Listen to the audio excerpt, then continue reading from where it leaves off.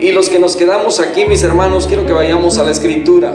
Hemos estado hablando acerca de la resurrección de nuestro Señor, y ahora vamos a hablar de la resurrección, pero de nosotros. Así es que vamos a Primera de Corintios, primera carta del apóstol Pablo a los hermanos que estaban en Corinto, capítulo 15.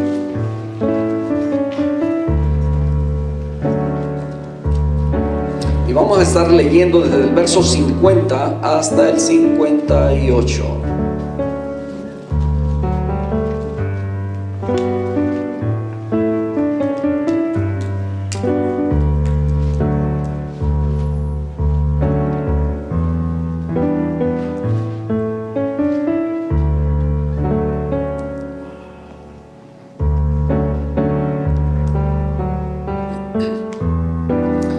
Primera carta del apóstol Pablo a los Corintios,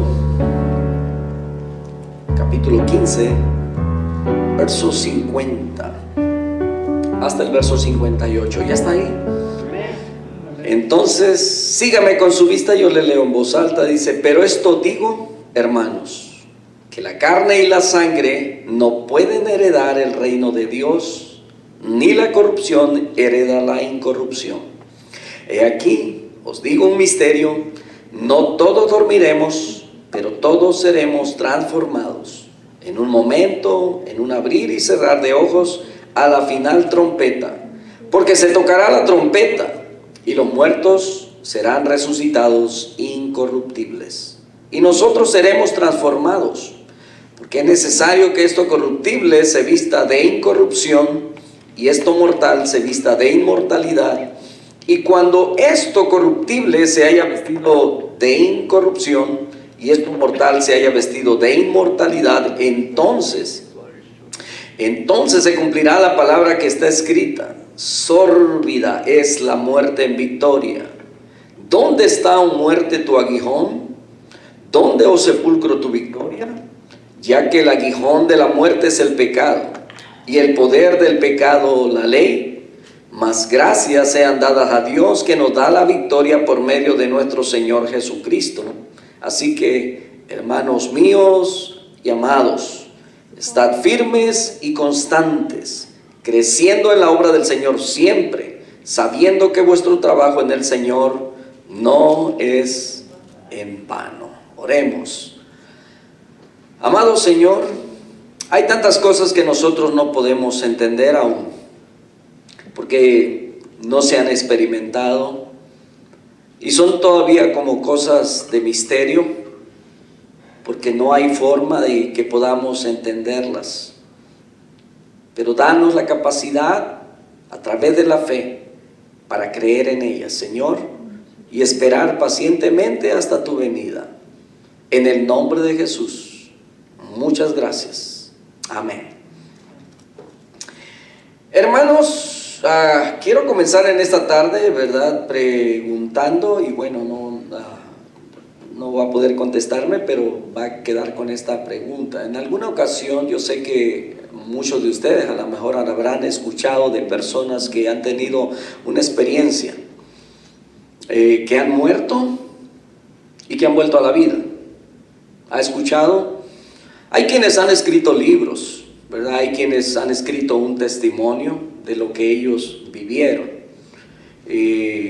Hay un libro que leí hace muchos años, se llamaba Divinas Revelaciones del Infierno, y se trataba de una mujer que ella platica, ¿verdad?, de la manera como ella hacía viajes hacia esos lugares, cómo el Señor la tomaba y la llevaba. Bueno, se han levantado en los últimos, podemos decir, en las últimas décadas, he escuchado de personas que han tenido, no sé cómo se le llaman, éxtasis, sueños, si solamente se sufrieron un desmayo o qué pasó, ¿verdad?, y tuvieron una experiencia como esa.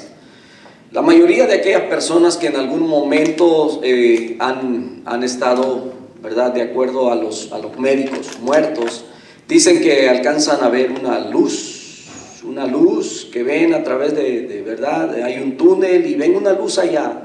Algunos al parecer han logrado pasar, otros no alcanzan a llegar y son otra vez vivificados o revividos, ¿verdad? Y no pasan de ahí. Bueno, hace muchos años recuerdo que yo le preguntaba a un pastor acerca de eso, ¿verdad? Hay gente que muere. La respuesta no fue tan convincente, más bien yo lo sentí como, ¿verdad? O no pudo explicármelo, o yo no lo entendí, o simplemente él estaba apurado y no quería perder su tiempo explicándome cosas que a lo mejor él percibía que yo no podía entender. Y simplemente me dijo que la teología no apoyaba esas cosas de que alguien se haya levantado de entre los muertos. Y entonces, bueno, pensé que después de leer los evangelios, usted se da cuenta que el Señor Jesucristo levantó de entre los muertos a Lázaro, al hijo de la viuda, a una niña, ¿verdad? A la hija de Jairo, que ya estaba muerta, el apóstol Pedro a Tabita, que ya estaba muerta también. Y entonces hubieron milagros como esos. Pero la pregunta continúa, ¿qué es la resurrección? Porque muchas veces se usa también ese término para volver a la vida a alguien que se ha muerto, ¿verdad? Le aplican ese método de resucitación.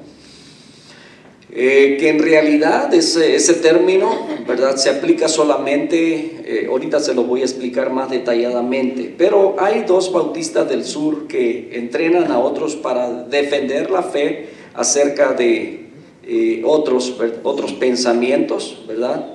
Y ofrecen información sobre cómo contestar a preguntas como estas. Por ejemplo, Rob Phillips, quien dirige apologética en la Convención Bautista de Missouri, él tiene, siendo un teólogo, un maestro, señala que el argumento de hechos mínimos, dice, el cual defiende la resurrección usando solo evidencia. Esto es acerca de las evidencias de la resurrección del Señor Jesús. Ahora, si yo le pregunto a usted, ¿usted cree que el Señor Jesucristo resucitó de entre los muertos? Hermanos, entonces, si usted no cree eso, entonces ¿qué hacemos aquí? Porque la palabra nos dice que si nosotros no creemos que Jesucristo murió y resucitó, vana es pues nuestra fe.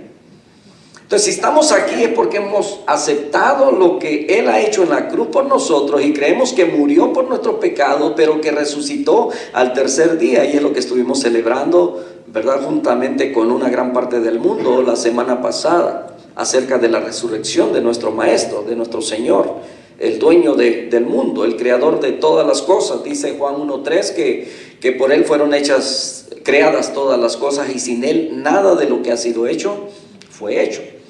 Entonces, ellos, estos dos maestros, ¿verdad?, defienden y enseñan acerca de las evidencias de la resurrección de nuestro Señor Jesucristo. Si a usted le preguntaran cuál es la evidencia que usted muestra, usted da de que Jesucristo resucitó, usted debería de pensar ya en algo, ¿verdad? Así es que eso nos da pie a nosotros para que pensemos, meditemos y tengamos respuestas para aquellos que demandan, ¿verdad?, información de nosotros acerca de lo que creemos. Entonces, pastor o maestro Rob Phillips dice que esto es argumento de hechos mínimos, el cual defiende la resurrección de nuestro Señor usando solo evidencia considerada virtualmente innegable, inclusive dice por aquellos escépticos. O sea, los escépticos son aquellos que no creen. Y Stephen Wellum, profesor de teología en el Seminario Teológico Bautista Southern, dijo que la evidencia de la resurrección siempre debe estar emparejada a una explicación de la significancia de la resurrección dentro de la cosmovisión cristiana. Es decir, ¿verdad?, que nosotros siempre tenemos que tener nuestra vista ahí donde Jesucristo resucitó, y es nuestro mensaje a todo el mundo. ¿Sabe cuál fue la predicación inicial de los apóstoles? Que Jesucristo había resucitado, y llegaron a creerlo de tal manera que ellos daban su vida, estaban dispuestos a morir por esa verdad, y murieron. La mayoría de los apóstoles de diferentes maneras defendiendo eso. Ahora, la semana pasada, ¿verdad? Los que estuvieron aquí, ¿verdad? Vimos escrituras que fue representada a través de un drama, donde, y lo dice la escritura en los evangelios, ¿verdad? Que los principales sacerdotes, cuando vinieron los soldados a dar fe de lo que habían visto, de cómo la piedra se había removido, de cómo el ángel había estado ahí y cómo ellos cayeron desmayados y todas esas cosas, ¿verdad? Y entonces aquellos hombres, malos por supuesto, ¿verdad? Siendo los principales sacerdotes, el sumo sacerdote, dice que le dieron mucho dinero a los soldados y le dijeron: si alguien les pregunta, ustedes digan que sus discípulos vinieron y robaron el cuerpo. Y es por esa razón, ¿verdad?, que en el mundo entero mucha gente cree todavía ese rumor, ¿verdad? Y entonces hay muchas organizaciones religiosas que no creen en Jesucristo como el Hijo de Dios, como el que resucitó, ¿verdad? Y que está sentado a la diestra del Padre. Entonces creen en Dios solamente, pero no creen en el Hijo. Y Juan dice que todos aquellos que niegan al Padre o al Hijo son anticristos.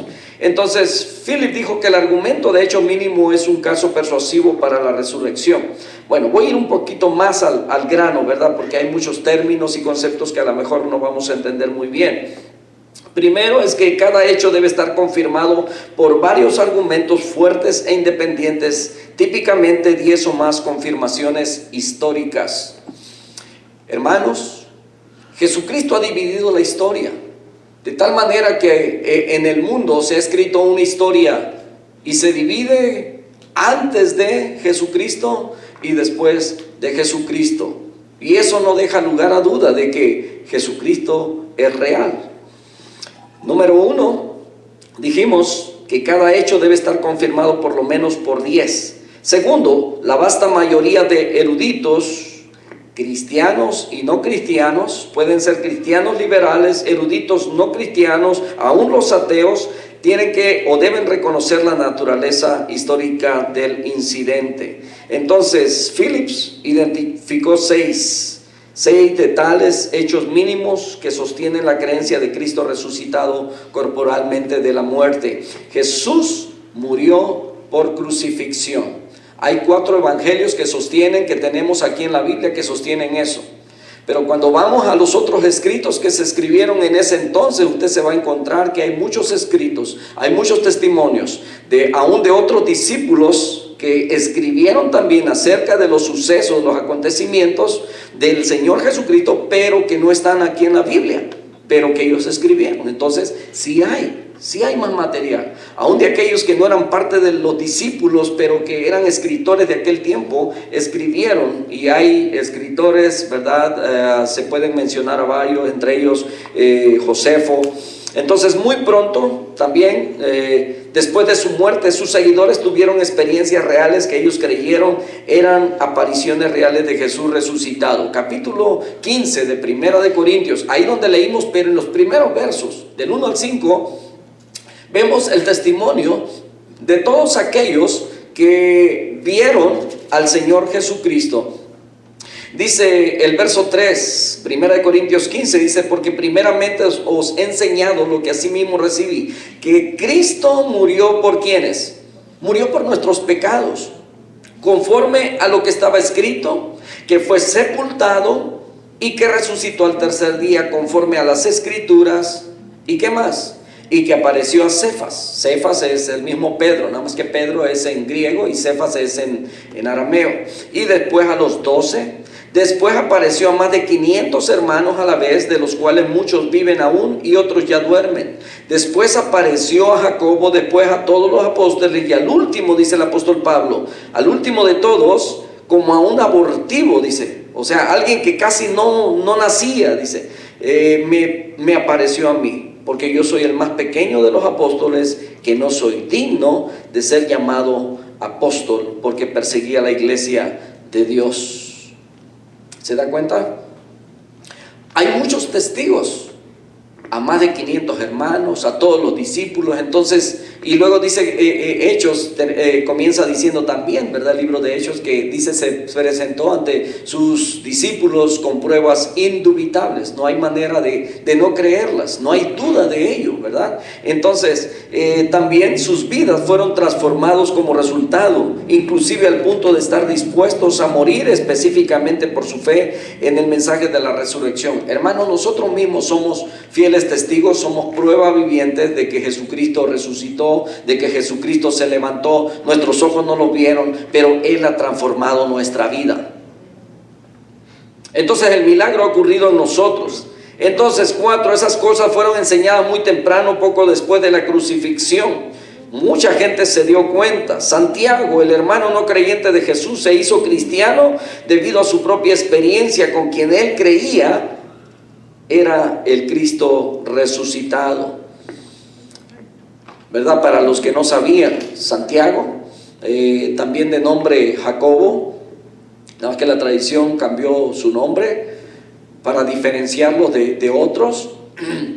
Este dice que no creía, siendo su hermano, o bueno, medio hermano, ¿verdad? Porque era solamente hijo de José, y el Señor Jesucristo solamente hijo de María, pues había sido concebido por el Espíritu Santo. Entonces el perseguidor de cristianos, Pablo, se volvió creyente después de una experiencia similar. Entonces habían testigos, ¿verdad?, que afirmaban que Jesucristo resucitó. Entonces Wellum, que es profesor de teología, él dice que el hecho de la tumba vacía, las apariciones de la resurrección de Cristo y la transformación de los discípulos y el establecimiento de la iglesia, no es solo el mero hecho de la resurrección el que es importante, sino el significado. El que no cree, el escéptico inclusive, siempre puede admitir que Cristo pudo haberse levantado de la muerte sin pensar en que su resurrección tiene una significancia universal. Quizás la resurrección de Cristo es uno de esos eventos extraños que ocurren de vez en cuando en la historia. Yo quiero preguntarles, ¿verdad? Y no tienen que contestar. Pero nosotros creemos en el nacimiento virginal de nuestro Señor Jesucristo, porque la palabra de Dios nos lo enseña. Y lo hemos creído, ¿verdad? Se necesitaba un hombre que no fuera contaminado con el pecado. Por eso Gálatas capítulo 4, verso 4 dice que cuando vino el cumplimiento del tiempo, Dios envió a su Hijo Jesucristo, nacido de mujer y nacido bajo la ley. Escuche bien, por primera vez en toda la historia, en la Biblia, en la historia de la humanidad, se está diciendo que un hombre está naciendo de una mujer. Y dice usted, pues todos nacen de una mujer. Déjeme explicarle esto. Ahí dice, nacido de mujer. Cuando usted va al Antiguo Testamento y empieza a ver, ¿verdad? ¿Verdad? Y comienza a decir, y Adán engendró, y Adán, no Eva, Adán. ¿Por qué? ¿Por qué Adán? Porque Adán es el que tiene la semilla. Escuche bien. El hombre es el que tiene la semilla. La mujer es el recipiente, es el vaso. A veces le he tenido que explicar a algunas hermanas, ¿verdad? Que bueno, por alguna circunstancia de la vida, el marido se ha ido y se han quedado solas y ellas cargan con los hijos. Y les explico eso y lo encuentran injusto. Les digo, usted está cuidando a los hijos porque usted es la mamá, pero los hijos no son suyos. Usted solamente fue el recipiente. Él plantó la semilla en usted y usted ahora tiene que cargar con ella. Interesante, ¿verdad? Bueno, pero Dios, escuche bien, Dios le da la capacidad para todo ello. Este es un tema diferente.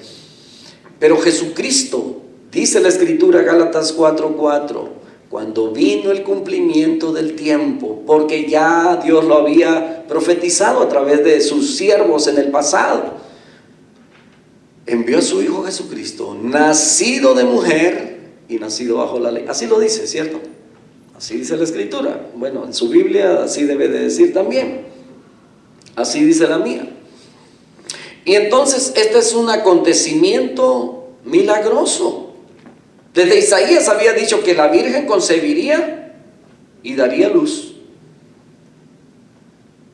Yo sé que hoy día, ¿verdad?, existen muchos otros métodos, entre ellos la inseminación artificial. Y la mujer, sin tener contacto físico con un hombre, puede ser madre. Eso es diferente.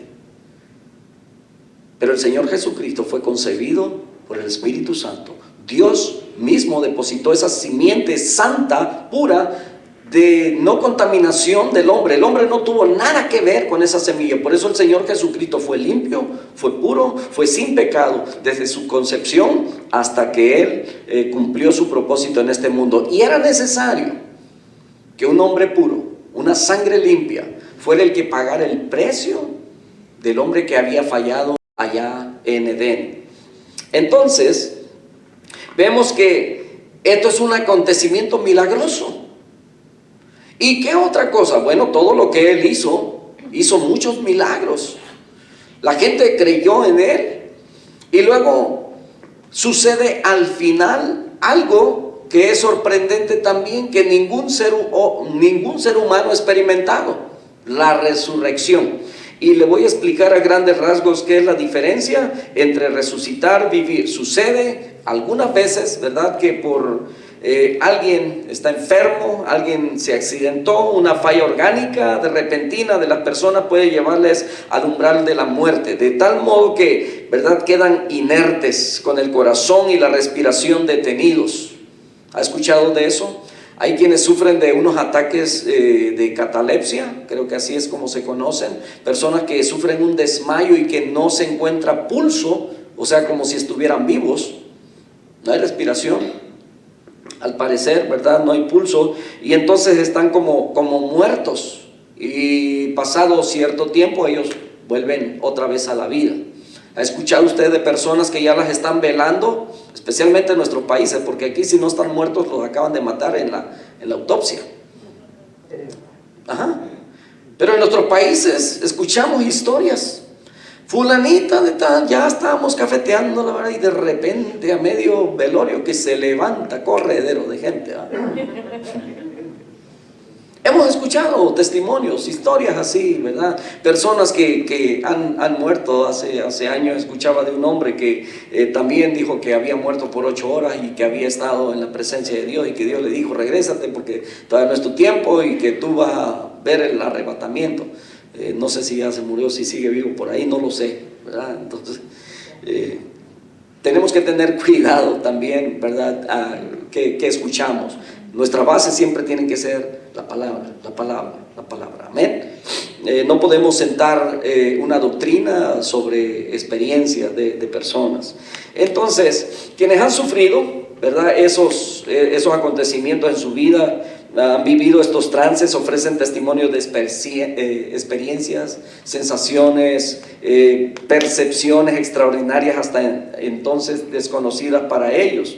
Y empiezan a ver, ¿verdad?, que un túnel, una luz al final del túnel, la rápida intervención de alguien preparado para hacerlo puede volver a la vida al sufriente, lo revive, lo vuelve a la vida. Yo no sé a cuántos de ustedes les ha tocado que si usted ha criado pollitos, ¿verdad? A mí me ha tocado, yo los revivo cuando ya están o ahogándose o lo que haya pasado, ¿verdad? Se mete abajo de un bote y se suena el bote y yo no sé qué función hace el bote, pero el animalito vuelve a la vida, ¿verdad? Es interesante eso. Entonces, eso es revivirlo. Entonces la ciencia, ¿verdad?, ha estudiado. Entonces los que saben cómo volver a la vida a las personas, se usa para dar cuenta de la experiencia tenida por un suceso inesperado, por impactante o por terrorífico, ¿verdad? Nos corta la respiración o perdemos la conciencia como defensa natural ante el evento, y se requiere ayuda externa para volver a la vida. Ante una impresión, una persona puede caer desmayada y necesita que alguien, ¿verdad?, lo despierte dándole ahí unas cachetaditas, echándole aire, poniéndole agüita, etcétera, ¿verdad? Entonces, pero la ciencia, que se ha puesto al corriente y ha estudiado el fenómeno y ha establecido certeza sobre por qué sucede y cómo se atiende. Pero no obstante, revivir, escuche bien, es diferente de resucitar. Es muy diferente. Entonces, resucitar sí es volver a la vida y por eso se parece a revivir. Pero lo diferente es que resucitar es liberarse de la muerte. Quiere decir que el resucitado no morirá otra vez. Y tenemos a uno solamente que ha sido resucitado, que se ha levantado de entre los muertos, se llama Jesucristo. Otros han sido revividos o han sido vivificados, solamente han vuelto a la vida, pero no han sido resucitados. ¿Entendimos esa parte ahora? ¿Verdad? Para que no usemos, ¿verdad? O no estemos confundidos. Bueno, ¿qué pasó con Lázaro? Lázaro fue levantado de entre los muertos después de 4 días de muerto. Bueno, ahí el Señor demostró su poder sobre la muerte, su dominio, ¿verdad? De que tenía poder aún en lo sobrenatural, en las situaciones donde el hombre ya no tiene alcance. El Señor demostró eso. Entonces, pero Lázaro se levantó, ¿y qué pasó con Lázaro? No hay detalles, ¿verdad? De que, ¿verdad? Tenía familia y cosas así, o cuántos años más vivió y de qué otra cosa murió, ¿me entiende? Pero pues fue obvio. Él fue levantado de entre los muertos y pudo vivir un periodo de años y murió de una muerte, pudo haber sido una muerte natural, como todo el ser humano, ¿verdad? Está experimentando ese paso, esa separación. Entonces, lo diferente es liberarse de la muerte. Dijimos que el que es resucitado no morirá otra vez. Entonces, ¿por qué o mediante qué proceso? A eso es a lo que el apóstol Pablo le llama un misterio. ¿Por qué? Porque nuestra capacidad de aquí, ¿verdad?, todavía no nos da para poder entender o comprender eso. Hay alguien que habla acerca de ese lugar tan bello, y es el apóstol Pablo. Y él dice: conozco a un hombre, y habla en tercera persona. Yo no sé si muerto, no sé en qué manera, pero ¿verdad? No sabe él en qué situación estaba. Pero dice que fue transportado hasta el tercer cielo. Y no da detalles, ¿verdad? Vino un carro de fuego o simplemente sentí que arriba de una nube y yo iba hacia arriba. No da detalles de eso. Pero llegó hasta el tercer cielo y lo que sí expresa es que dice que vio cosas y escuchó cosas. Dice que no hay forma de expresarlas para que podamos entenderlo en este lenguaje humano. Pero dice que son maravillosas, maravillosas, que Dios ha preparado de antemano. ¿Para quiénes? Para su pueblo, para los que aman su venida, para los que esperan en Él, para los que perseveran. Entonces, por eso cuando decimos Domingo de Resurrección, nosotros los cristianos celebramos al Cristo resucitado, expresamos la creencia, pero no el misterio. Nosotros, ¿verdad? Creemos en el hecho de que de que Jesucristo resucitó y Él se liberó de la muerte. Y Él dijo: todo aquel que cree en mí, aunque esté muerto, vivirá. Entonces, vamos a la escritura. Yo una vez he explicado lo que es revivir y lo que es resurrección, que son dos cosas diferentes. Dice el apóstol Pablo en el verso 51. Desde el 50, pero esto digo, hermanos, que la carne y la sangre no pueden heredar el reino de Dios, ni la corrupción hereda la incorrupción. Recuerdan esta mañana, los que estuvieron presentes en la escuela dominical, se trató también de la resurrección del Señor Jesucristo, y vimos que en Lucas, que el Señor, ¿verdad?, para que vieran que no era fantasma, que no era un espíritu, dice que tenían ahí un pescado asado y tenían miel, ¿verdad?, y Él comió. ¿Para qué? Para que vieran que Él tenía un cuerpo, ¿verdad?, pero incorruptible, mis hermanos. Ahora, ¿cómo es eso? No hay forma de que yo pueda explicárselo, ¿verdad? Es más, si alguien quisiera explicármelo a mí, yo tampoco tuviera la capacidad para entenderlo. Pero la Escritura lo dice y, ¿sabe?, nosotros tenemos que aprender a creerlo. La Biblia lo dice, son cosas misteriosas, son cosas que no entendemos, pero que suceden. Entonces, ¿Cómo le parece? En ese capítulo el apóstol Pablo está haciendo algunas semejanzas. Por ejemplo, dice que se siembra en corrupción y se cosecha en incorrupción. Entonces se siembra en carne y se levanta espiritual. Entonces hace esas comparaciones.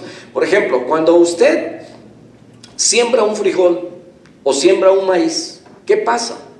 Es necesario que esa semilla, ese grano, es desnudo. Lo ha visto cuando el frijol se abre, ¿verdad? Hace tiempo recuerdo que una hermanita trajo un estudio a las damas y habló de eso, de cómo es el proceso, ¿verdad? De cómo necesitan nutrientes y va saliendo. Y usted puede ver que cuando aquella plantita va brotando de entre la tierra, en la punta trae lo que fue aquella semilla, ¿verdad? Pero desnuda, ya solamente como la cascarita, ¿verdad? Y lo del mero interior es lo que quedó allá, que es la esencia, y ahora está saliendo ¿podemos entenderlo?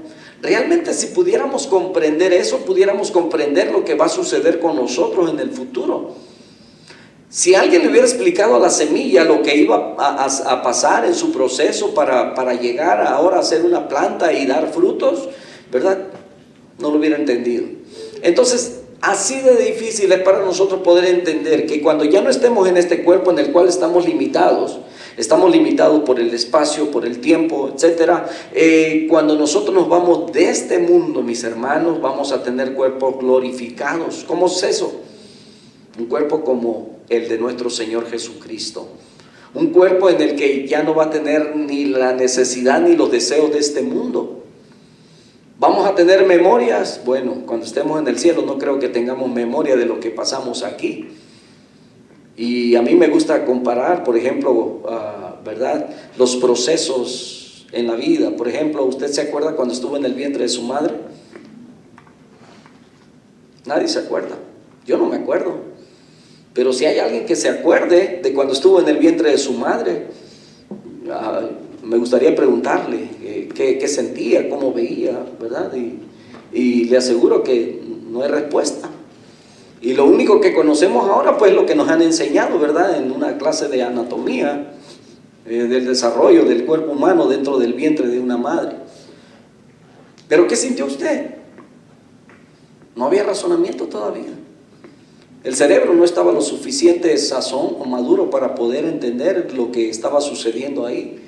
Pero usted estuvo un periodo de tiempo ahí, ahora sabemos que son 6 meses, ¿verdad? Y entonces desarrollándose, fortaleciéndose para salir a un mundo diferente. Un mundo diferente del que estaba allá adentro. ¿Se imagina que cuando estaba allá adentro hubiera tenido la capacidad de entender y le hubieran dicho, mira, cuando salgas allá afuera, pues vas a poder correr, vas a poder comer con tu boca? No, y va a decir, ¿tan locos? Pues si aquí es con un cordón que me están alimentando, ¿verdad? Aquí está bien oscuro, o no sé, ¿verdad? O sea, imagínese solamente un niño dentro y usted piense, y piense en lo que ahora hace, que usted camina, que usted habla, que usted hace tantas cosas, ¿verdad? Va donde quiere, etcétera, ¿verdad? ¿Se acuerdan de aquellos 2 bebés que estaban creciendo en el vientre de la madre y se decían uno al otro? Ya se los he platicado, ¿verdad? Esa conversación que tenían, uno creía y el otro no creía. Muchas veces nosotros nos comportamos de la misma manera porque no entendemos lo que habrá después. Estamos preparándonos para algo diferente, para un mundo diferente. Estamos desarrollándonos para cuando lleguemos a la gloria eterna, donde no vamos a ocupar quizás estos pies para movernos. A lo mejor solamente vamos a tener, ¿verdad?, el deseo de estar ahí y ya vamos a estar ahí.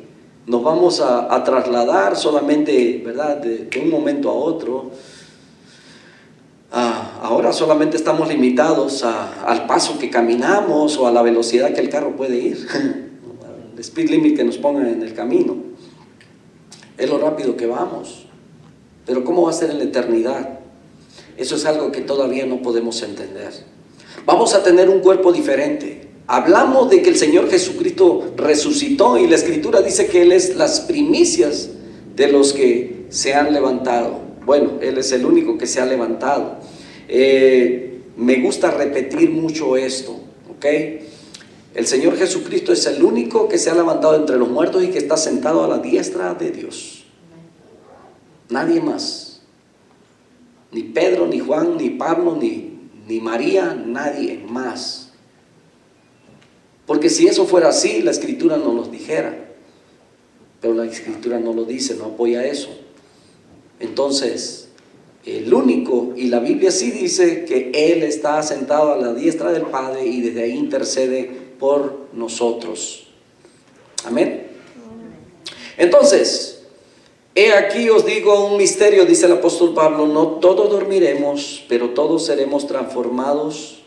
Hermanos, dice que no todos dormiremos, quiere decir que no todos vamos a experimentar la muerte, no todos vamos a experimentar el ser separado, ¿verdad? El cuerpo a la sepultura, el alma, si hemos sido creyentes, a Dios, ¿verdad? El espíritu automáticamente vuelve a Dios, ¿verdad? Que no vamos a experimentar esa separación. Pero dice que en un momento, en un abrir y cerrar de ojos, a la final trompeta. Pero si no nos tocara experimentar la muerte, dice que seremos transformados. Nuestro cuerpo va a sufrir una transformación. ¿Y cómo va a suceder? Otra vez, no puedo explicárselo. La Escritura dice que vamos a ser transformados. ¿Y de qué manera? Dice que cuando la trompeta suene, porque se tocará la trompeta, los muertos serán resucitados incorruptibles. Quiere decir, en cuerpos que ya no se van a envejecer. Qué chulada, ¿verdad? Es que cuando empiezan a salir aquí las arruguitas y digo, ay, otro año que me marca, ¿no? Las canas, dice mi esposa que cada vez cuenta más. Entonces, ¿por qué es necesario? Dice que esto corruptible, escuche bien, se vista de incorrupción y esto mortal se vista de inmortalidad. Comenzamos leyendo en el verso 50 donde dice que carne y sangre no pueden entrar en el reino de Dios. No pueden entrar. Entonces nuestro cuerpo tiene que sufrir esa transformación si estamos vivos, pero si estamos ya dormidos, y dormidos quiere decir que estamos descansando en la tumba, dice que seremos levantados en cuerpos incorruptibles. Entonces es necesario que esto corruptible se vista de incorrupción y esto mortal se vista de inmortalidad, y cuando esto corruptible se haya vestido de incorrupción y esto mortal se haya vestido de inmortalidad, entonces se cumplirá la palabra que está escrita: sórbida es la muerte en victoria. Quiere decir que, hermanos, cuando usted sea transformado, usted hasta puede decirle, hey, decirle, ¿verdad? Tanto a la muerte o aquello que destruye el cuerpo, decirle, lero, ya no puedes hacerme nada. Ajá. ¿Por qué? Porque estaremos en cuerpos transformados, que ya no van a experimentar la muerte, ¿verdad? No, yo sé que ni siquiera se va a acordar del lero, ¿verdad? En aquel día. Solamente vamos a estar, no sé, impresionados. No sé cómo va a ser nuestra reacción, pero esto, mis hermanos, puede suceder, como dice la Escritura, en un abrir y un cerrar de ojos, de un momento a otro, cuando suene la trompeta. Y porque dice que se sonará la trompeta. Ahora, ¿cómo va a ser eso? A veces podemos usar la imaginación y pensar que va a salir una trompeta grande allá entre las nubes y que va a sonar y que se va a escuchar en todo el mundo. O simplemente vamos a escuchar individualmente todos, ¿verdad? Ese sonar de la trompeta. Pero ¿cómo va a sonar esa trompeta? Hermano, cuando la trompeta de Dios suene, usted va a saber que es la trompeta de Dios. Así de simple, ¿verdad? No podemos decirle va a tener este sonido como así, o este sonido parecido al chofar. No. Usted va a saber. Cuando la Escritura dice que usted va a tener un nombre nuevo, eso es también así. Un nombre dice que nadie conoce, sino solamente usted y Dios. Y entonces, pero yo ¿cómo voy a saber? Porque cuando Dios se dirija a usted, usted va a saber que es usted. ¿Cómo es eso? Bueno, pues no trate de entenderlo ahora. Son misterios, son cosas que no podemos entender. Ahí entonces nos quedamos donde dice, ¿dónde está, oh muerte, tu aguijón? O sea, ¿dónde está tu veneno? ¿Dónde está aquello que me puede matar? No puedes hacerme absolutamente nada. Haga de cuenta que, ¿verdad? El ser humano se le quita la vida, Muchas veces puede ser por una inyección letal, puede ser por una bala, por una explosión, por diferentes cosas. De tal manera que pueden suceder absolutamente todo, ráfagas de dardos, de balas en contra suya. Y mire, como que van a rebotar o van a pasar, no le van a hacer daño. O sea, no hay forma. Pueden darle todo el veneno que quieran y a usted no le va a pasar nada. O sea, a eso se refiere la Escritura. ¿Dónde está, oh muerte, tu aguijón? ¿Dónde está aquello con lo que acostumbras matar? Ya no tiene victoria, ya no está sucediendo nada, ¿verdad? Dice, ya que el aguijón, dice, de la muerte es el pecado y el poder del pecado la ley, mas gracias sean dadas a Dios que nos da la victoria por medio de nuestro Señor Jesucristo. Así que, hermanos míos, amados, estad firmes y constantes, creciendo en la obra del Señor, siempre sabiendo que vuestro trabajo en el Señor no es en vano. El apóstol, cuando comienza el capítulo 15, desde el verso 1, él comienza diciendo, además os declaro, hermanos, el evangelio que os he predicado, en el cual recibisteis, en el cual también perseveráis, y termina diciéndoles, ¿verdad?, que perseveren, que no se den por vencido. Y ese mensaje, 2000 años después, sigue siendo para nosotros. Y si nos vamos a descansar a la tumba y pasan otros 2000 años, seguirá siendo el mensaje para aquellos que estén viviendo en ese tiempo. Pero cuando el Señor venga, si han pasado 2000 años de que usted descansa en el polvo de la tierra, en mi percepción será como que usted acaba de morir y el Señor viene a levantarlo. Por eso decimos que cuando alguien muere, hermanos, decimos, ya se fue a la presencia del Señor. El Señor no ha venido, pero esa persona se fue a un descanso, a una pausa. Y cuando el Señor venga, si pasan 5, 10 mil años, los que sean, el Señor lo va a levantar y para esa persona será como que apenas acaba de pasar de esta vida a la otra. Qué bonito es vivir con esa esperanza. Mientras estamos en este mundo vamos a experimentar quebrantos, situaciones. El apóstol Pedro nos dice que es necesario que nuestra fe sea probada. Va a pasar por fuego. Vamos a pasar situaciones tristes, dolorosas. Va a haber llanto, va a haber tristeza, van a haber muchas cosas. Pero nuestro reposo, nuestro descanso debe descansar precisamente en esa esperanza viva. El Señor viene por nosotros. Él ya resucitó. Y así como Él resucitó, nosotros vamos a ser levantados y resucitados con Él. Termino con esta escritura en Romanos capítulo 6. Romanos capítulo 6, versos 4. Dice la palabra bendita de nuestro Dios, el apóstol Pablo, a los hermanos de Roma. Dice, porque somos sepultados juntamente con Él para muerte por el bautismo, a fin de que como Cristo resucitó de los muertos por la gloria del Padre, así también nosotros también andemos en vida nueva. Porque si fuimos plantados juntamente con Él en la semejanza de su muerte, así también lo seremos en la de su resurrección. Sabiendo esto, que nuestro viejo hombre fue crucificado juntamente con Él, para que el cuerpo del pecado sea destruido, a fin de que no sirvamos más al pecado. Por haber creído en Él, cuando Él fue crucificado, nosotros fuimos crucificados con Él. Y así como Él tuvo la victoria sobre el pecado, nos ha dado la victoria a nosotros. A través del bautismo nosotros somos sepultados juntamente con Él. Cierre sus ojos. Padre, te damos muchas gracias por tu hermosa palabra que nos da la victoria, nos da la esperanza. Habrán lágrimas el tiempo que quizás estemos en este mundo, Señor, pero permítenos siempre recordar esta victoria, de que no es para siempre. No hay nada que dure tantos años. Tú vienes. Que no se nos olvide que tú eres más grande que cualquier circunstancia, cualquier problema, cualquier situación. Y te adoramos, Señor, por ello. Gracias por hacernos más que vencedores por medio de Jesucristo. Él venció la muerte. Y por creer en Él, nosotros lo hemos vencido también. No por nuestras fuerzas, sino Él lo hizo. Y nos ha librado de la condenación eterna. Y nos has dado, Señor, entrada a tu reino celestial. Muchas gracias, Señor. Muchas gracias.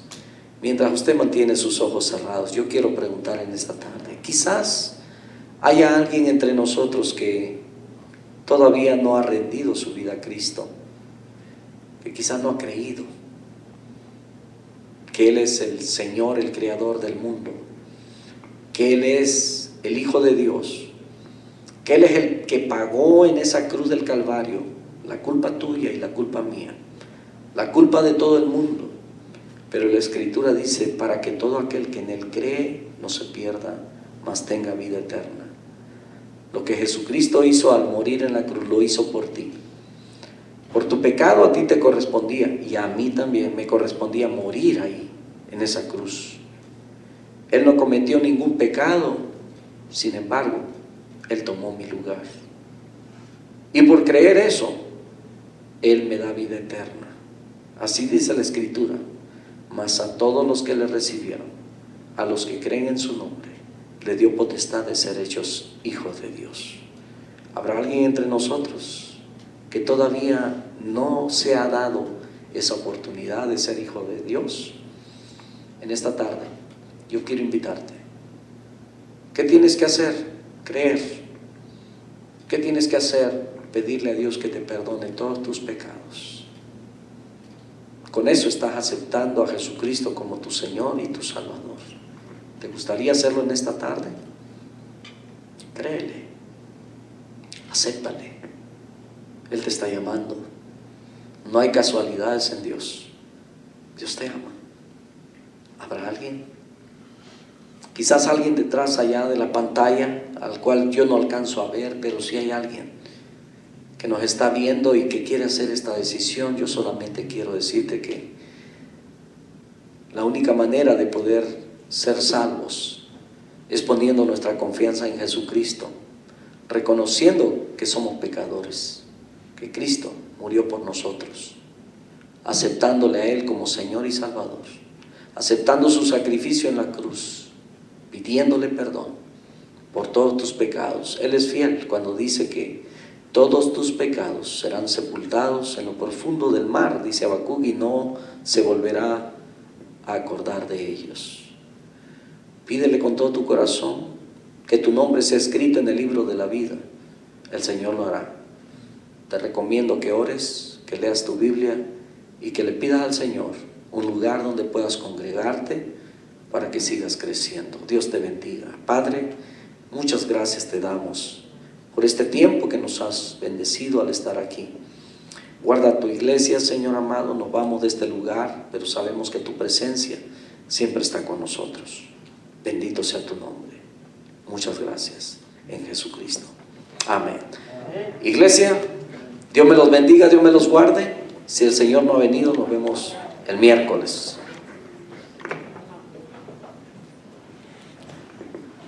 Saluden a nuestros hermanos, por favor, saluden a nuestros hermanos.